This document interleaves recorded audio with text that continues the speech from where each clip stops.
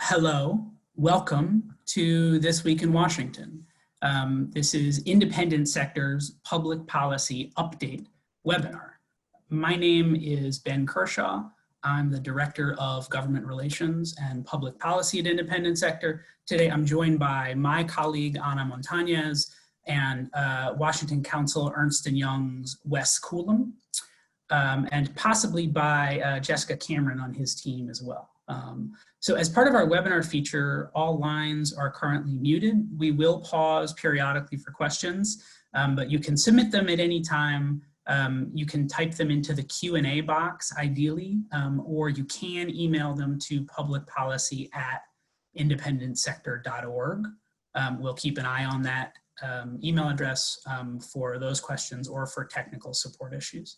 This webinar will be recorded and posted on our website, and it'll be emailed to you within 24 hours. When you leave today's webinar, you'll be prompted to take a quick survey just to help us do a better job of these in the future.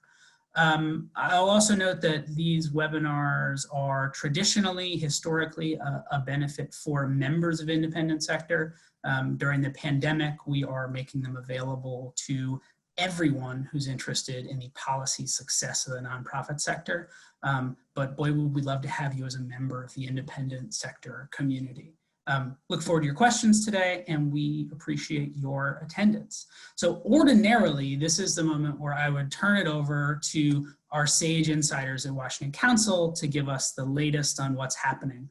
But because we're at such a key moment right now, I think there's some context that's important from last week. And for that purpose, I want to recognize, again, my colleague Anna Montañez to give us a brief snapshot of what happened last week in the nonprofit policy world that is driving a lot of the action this week and going forward. Anna? Thank you, Ben. Yes, as you mentioned, last week a coalition of more than 30 national nonprofits hosted the #Relief for Charities Week of Action to urge Congress to support policy proposals that would address nonprofits' needs in the next round of COVID-19 legislation package. The main idea of this week was also to educate staffers ahead of this week's release of the Senate Republican package, so they are aware of what are the needs of the nonprofit sector and see if you know we get traction and these are included, solutions are included in the next package. The week combined 4 congressional briefings on a wide variety of topics. It also had a social media and a set of grassroots campaigns for each of the issues that were treated in these briefings. Additionally, nonprofits, I would say nonprofits all across the country signed a letter addressed to congressional leadership asking them to address these issues in the next package, and that letter got up to 37 pages of signatories. Just to go a little bit in depth of what was covered last week, Independent Sector and American Heart Association hosted a briefing on the need that Congress needed to provide low-cost loans to mid-size and large nonprofits, which haven't been addressed in the previous coronavirus relief packages. United Way and the Charitable Giving Coalition also hosted a briefing on the need to expand the charitable deduction to address the lack of source of revenues that nonprofits are dealing with currently with the crisis. Also, the National Council of Nonprofits hosted a briefing on the need to provide full unemployment benefit reimbursement to nonprofits that are self-insured. And last but not least, the YWCA hosted a briefing on the need for continued emergency funding programs that provide nonprofits with financial support so they can continue to expand the services that they offer to families and respondents in the front lines.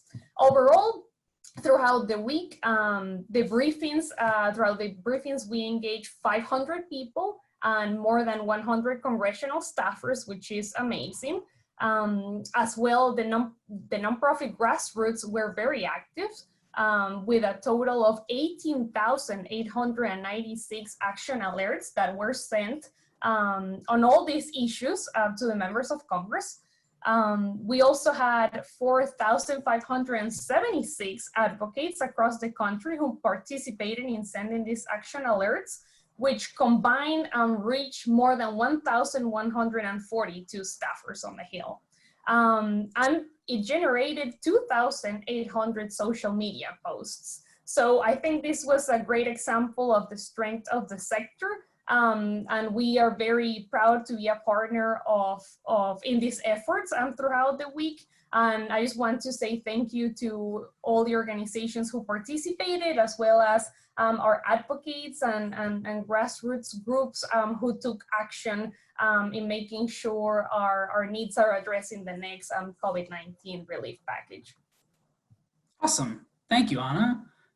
So if democracy is working the way it's supposed to, right, the citizens and the charitable organizations spoke up last week, and now, right, Congress is just going to legislate all these things, right? So why don't we turn it over to our colleagues at Washington Council to maybe start sketching out where we are in the democratic process as these priorities, you know, we hope to get enacted over the next couple weeks.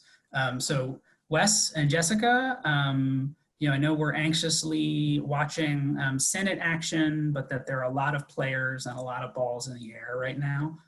What can you tell nonprofit policy advocates about the state of play? Thanks, Ben. I'll kick it off, and then Jessica can add some insights as well. We're still in the waiting game, so to speak. We didn't think we'd be here on Thursday of this week. Given they're back in session this week, we thought that the Senate Republicans would have something out by now in the form of a proposal to respond to what the House has passed in May in the HEROES Act. As you've probably seen in the press, there's been a lot of negotiations and conversations taking place between the White House and the Senate and House Republicans, but nothing kicking off as far as a negotiation between the House and Senate Democrats, Republicans, because the Republicans have not put out a package.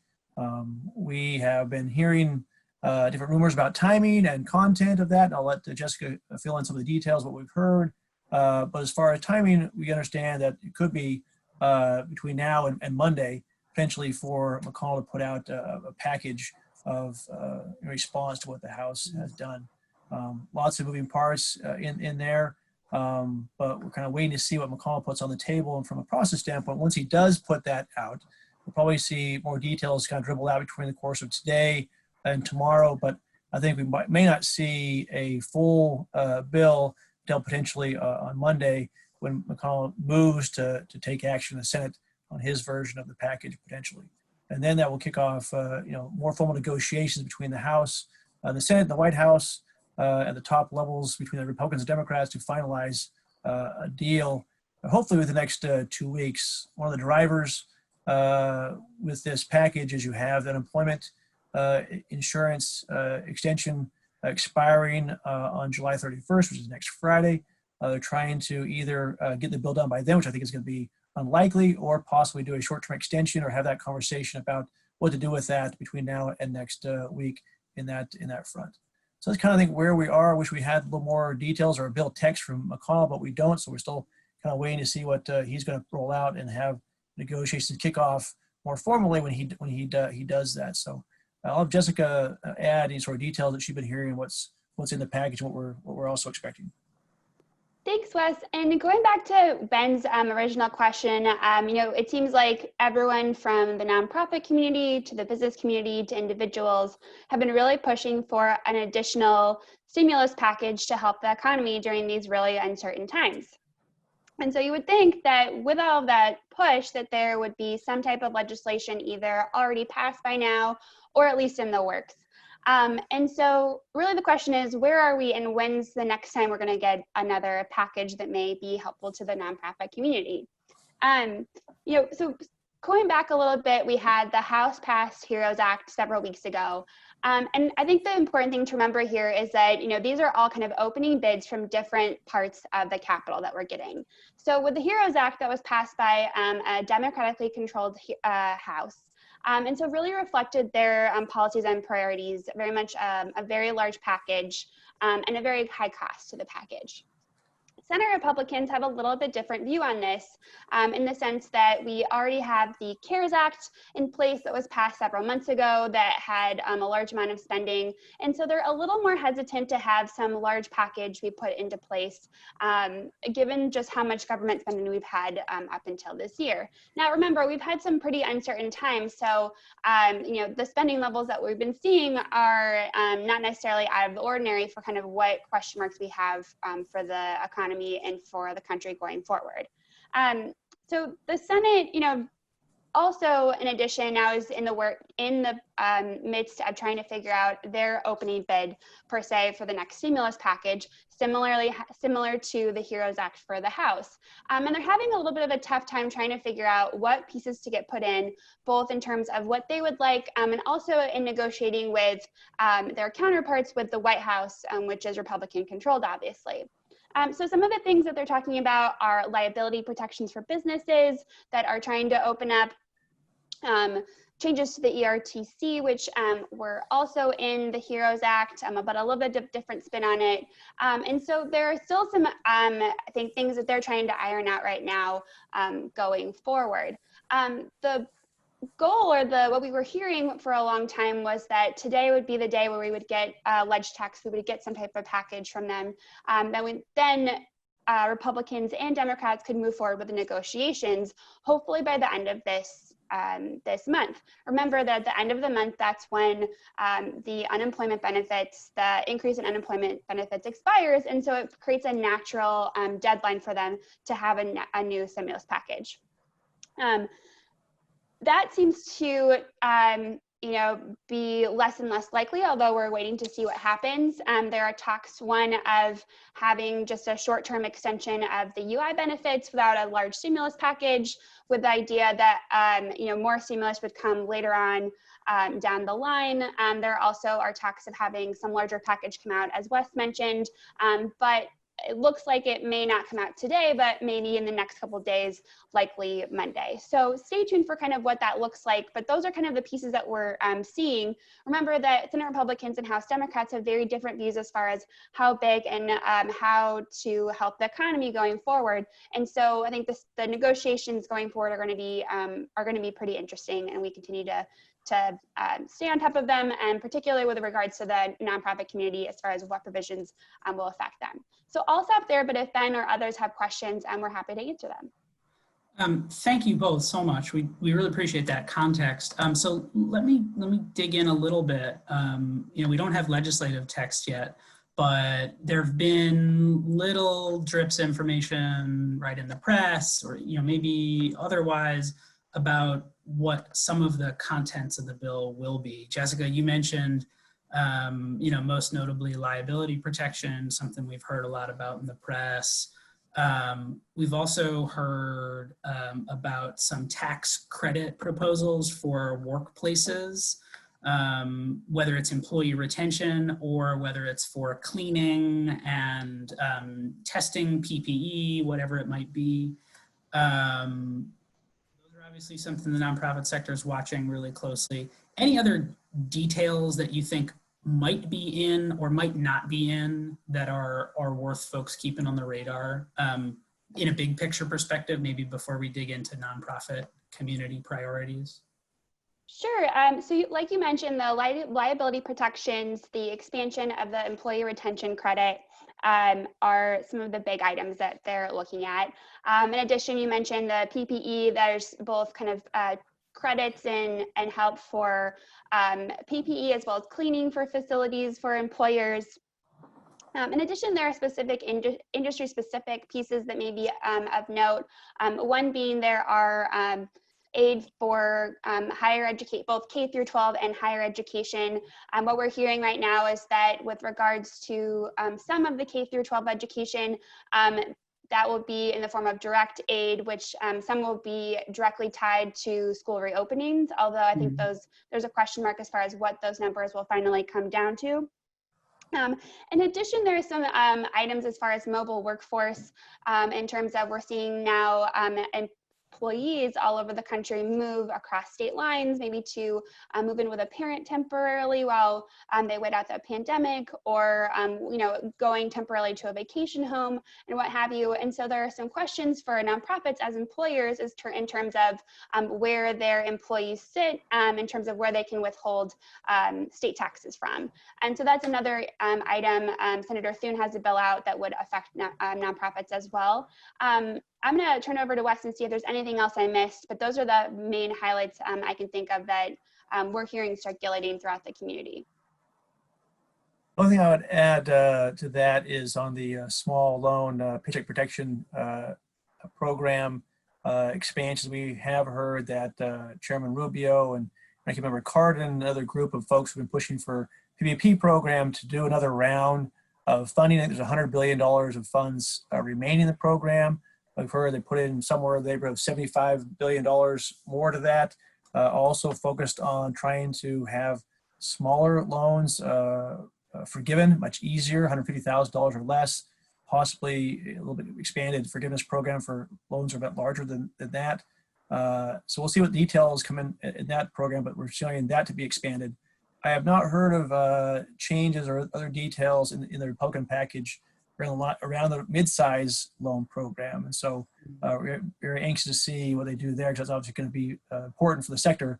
Those who don't qualify for PPP need to have a little more certainty in that. And also, since the Fed program did not come out the way we wanted it, hopefully we get some progress on that as well, but we haven't seen anything on that yet.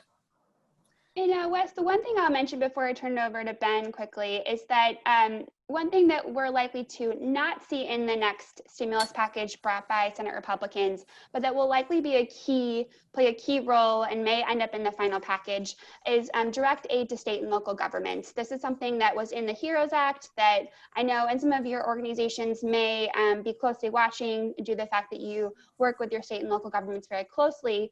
But the idea being that, states are really cash strapped right now. They're having a rising cost in terms of preparing and responding to COVID. And so likely that'll play some type of bargaining chip for Democrats, or that they'll offer up for the next stimulus package, assuming that the negotiations go forward. But with that, I'll turn over to Ben. Great, thank you. So I was just going to dig in a little bit more on the midsize and the Main Street lending facility. And so, right, we remember that the CARES Act created this facility, and that the nonprofit sector had, I think, a fair amount of hope that it would be a useful and powerful tool for organizations that were cut out because of their size of the Paycheck Protection Program. The initial terms and eligibility criteria have been unsatisfactory, as Wes mentioned, both eligibility and the terms. Independent sector and many other nonprofit organizations expressed those opinions to the Federal Reserve in comments. And right, so just recently we've seen some response, which I think is encouraging to see that responsiveness, making a few of the criteria a little bit easier for nonprofits to gain access to, but doing nothing to improve the terms. Still higher interest rates than we're seeing out of other programs or other proposals, and indeed higher interest rates than we think most well-situated nonprofits would be able to get on the open market. I know in a lot of effort, I think has been and still will continue to go into the Federal Reserve, but I think it continues to be independent sector's perspective that action from Congress will be needed in order to either create a different form of this program or to expand PPP, or create another version of that for nonprofits that have been left out thus far. It's an issue that we'll continue to push really hard on, but one that all indications are we're not going to get what we want directly from the Federal Reserve on this point.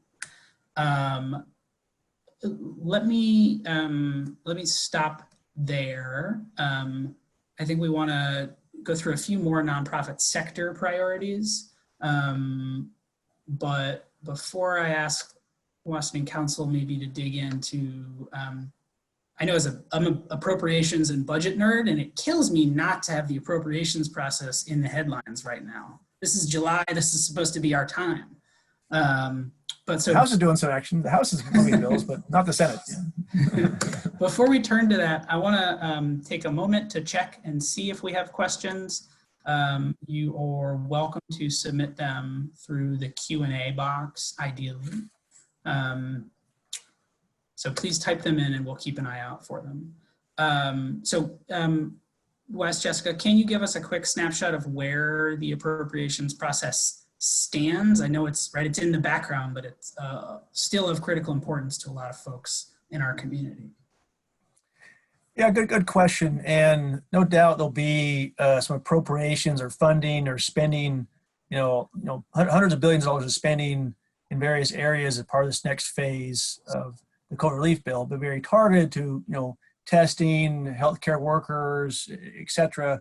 But so there'll be some in there. But the regular appropriations process outside of the COVID-19 targeted relief is moving through the House. The House is, I think, considering a appropriations bill today that combines several of the various appropriations packages into one. We're trying to move others through the House. The Senate, I think, has done some committee work, but nothing on the Senate floor. My anticipation of the appropriations process this year is going to be like we've had years past, where it'll be fairly a bust from the regular bill process and basically just end up being a CR conversation in September. So I think that the focus right now in the next 2 weeks is getting this package, with unemployment benefits, appropriations, tax benefits, PPP, loan programs, et cetera, as part of this COVID relief package when they release it next couple of days and start negotiating. That's going to consume the attention of the Congress. They're not going to be able to pass individual appropriations bills before they leave town in August. They only have, I think, 3 weeks or so in session in September, October, maybe 4 weeks at the most before September 30th. And so I think that the view is, given it's election year, they'll be likely to do some sort of CR in September to get them past the election, and we'll deal with the big appropriations budget process fight, in November into December this end of this year. So that's kind of where things are trending on the appropriations side. So if it's not going to be in this next COVID relief bill, look for the CR as the next vehicle. They could pass, 1 or 2 small appropriations bills between now and then, but I think mostly it's going to all end up in a big CR in September. Got it. Thank you. So I want to turn to a couple other updates now on core priorities, some of which Anna has noted are things that our community's been working on very hard. The first of those is on unemployment insurance for reimbursing nonprofits. So Anna mentioned that our current push is to increase the federal reimbursement from 50% to 100% for nonprofits that effectively provide unemployment insurance to their own employees through a reimbursing model.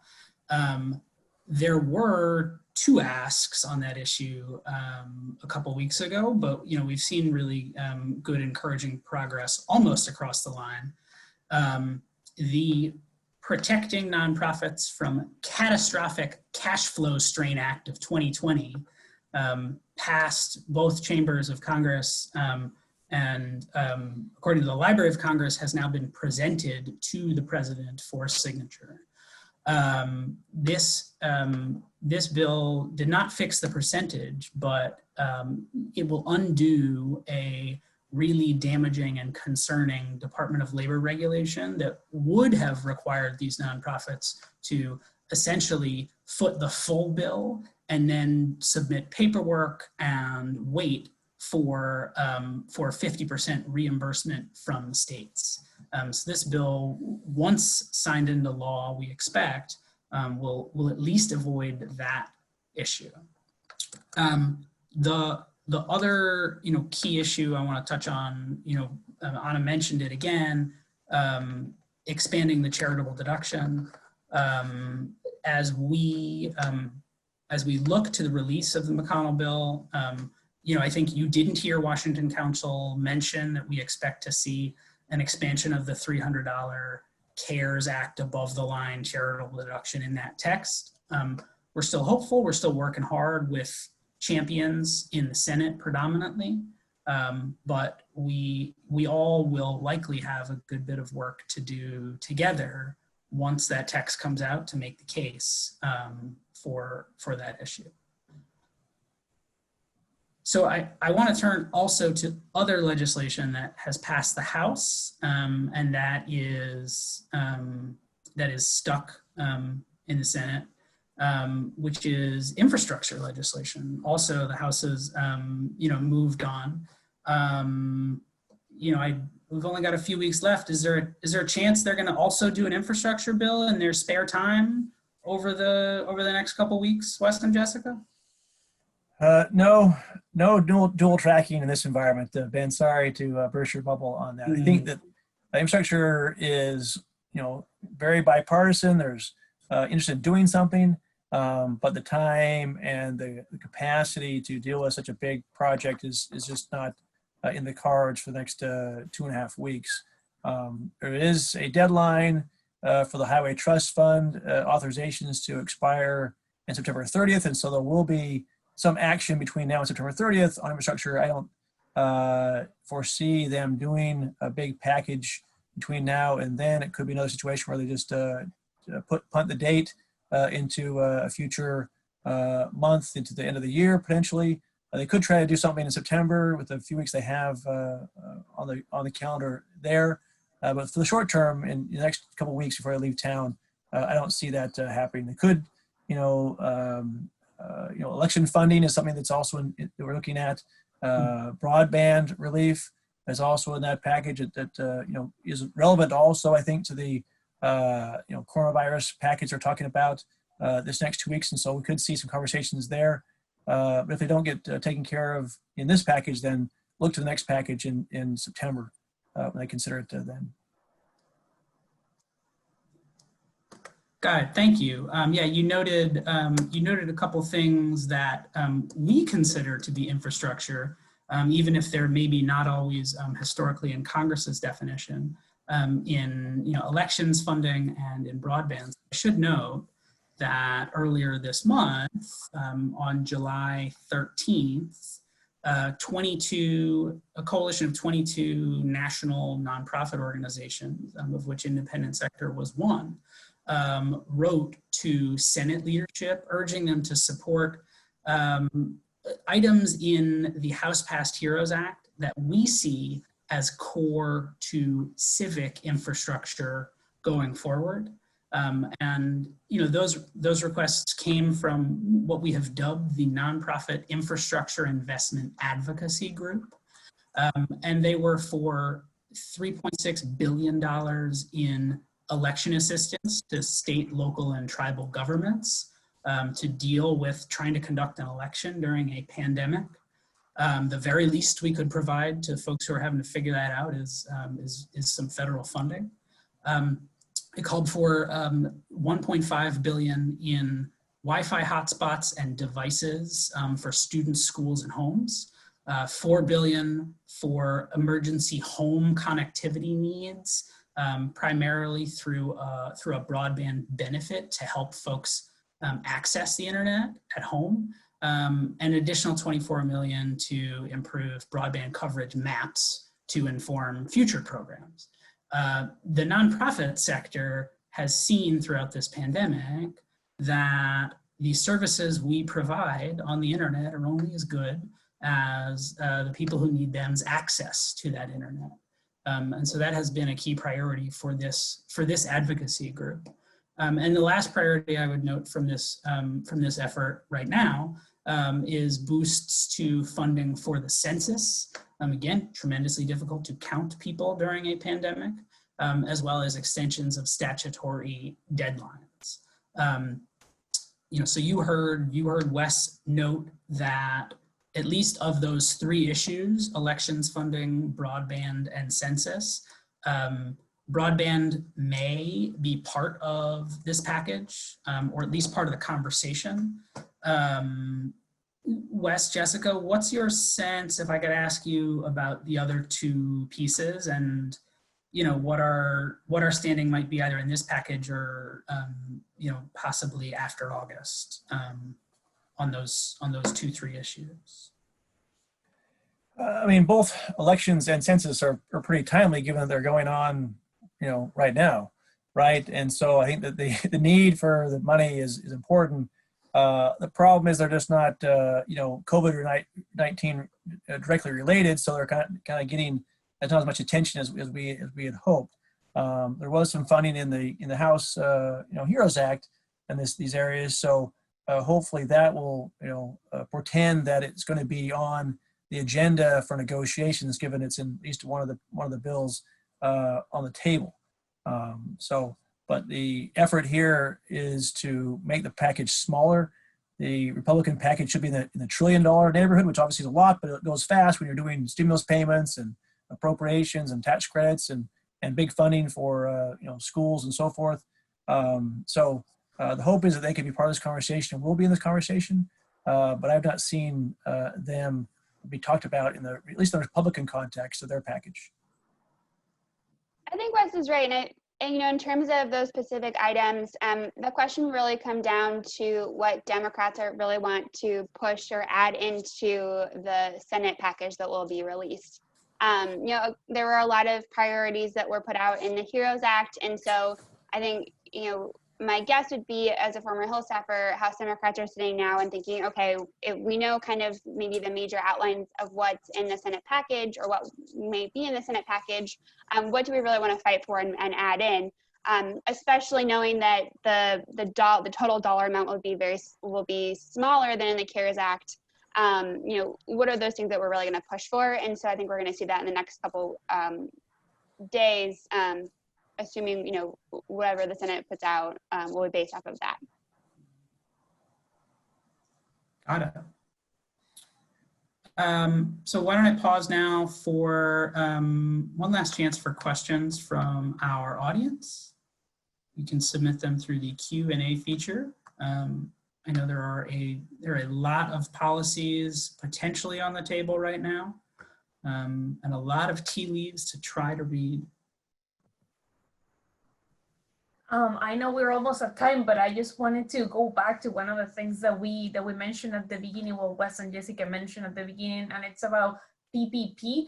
We know there's some money that remains on the program, and what are you guys hearing about an appetite for doing a third or a second infusion of PPP, and then or repurposing that money that I know that a lot of nonprofits apply for, and some didn't even get through. So I know that it's on the back of Rubio's mind what to do with the remaining funding.